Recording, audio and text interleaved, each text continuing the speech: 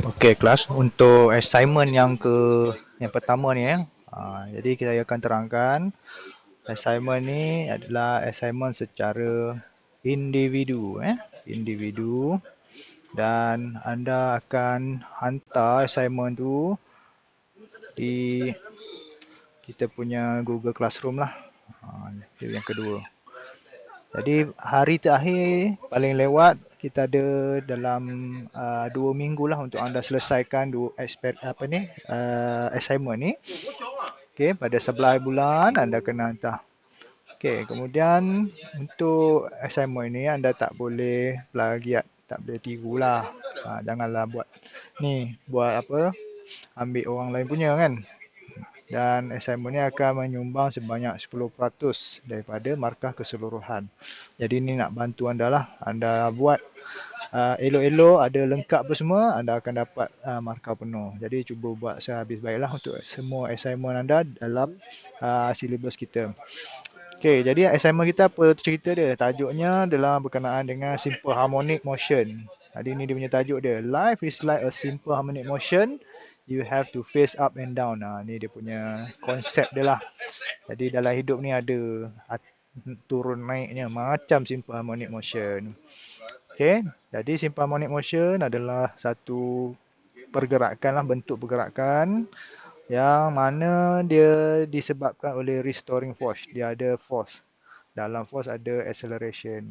Jadi acceleration itulah yang menyebabkan simple harmonic motion tu berlaku.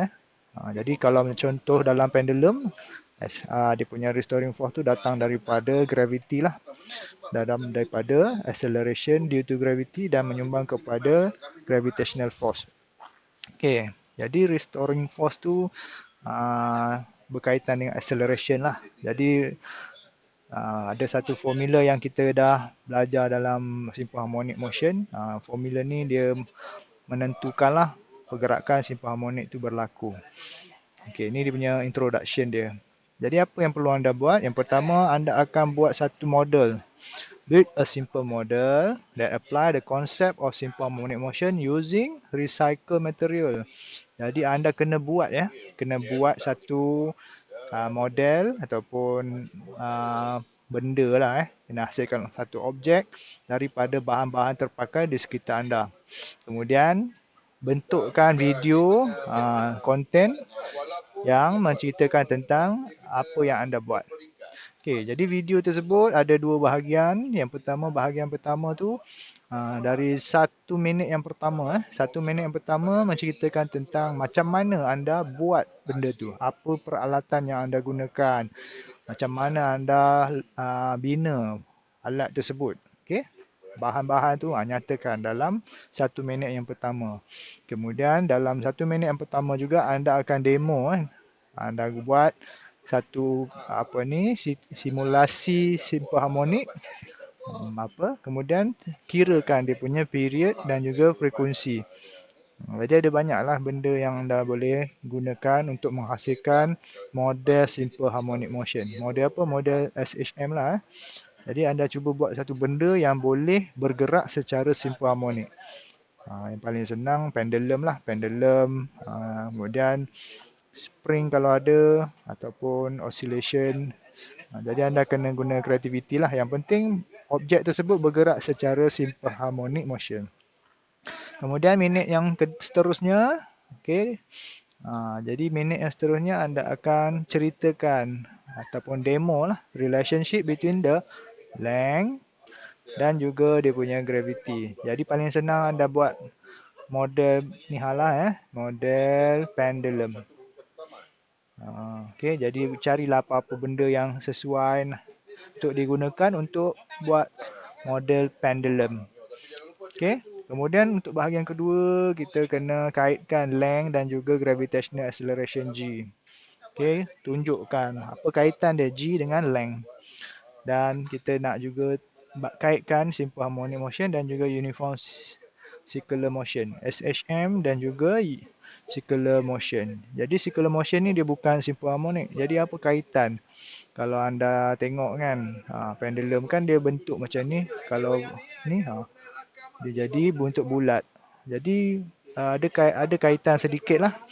Kalau pendulum tu dia sepenuhnya dia akan jadi uniform circular motion. Kalau simple harmonic dia sebahagian sajalah. Jadi ceritakan apa perbezaan atau persamaan antara simple harmonic motion dan juga uniform circular motion. Jadi video tu mesti sekurang-kurangnya 2 minit. Jadi masa yang kita ada 2 minggu lah, bukan 1 bulan lah. 2 week. Okay, dan anda akan consult idea pada minggu ketiga. Maksudnya anda dah belajar simple harmonic motion masa tu. Minggu ketiga hari tu, dan pada minggu ni dan minggu depan anda kena develop and build the idea. Sambil-sambil tu terus rekod lah. Jadi guna je apa-apa peralatan di rumah yang anda jumpa. Cuba bina kita punya pendulum. Okay. Dekat sini ada pemarkahan dia. Jadi pemarkahan dia ada 40 markah. Okay.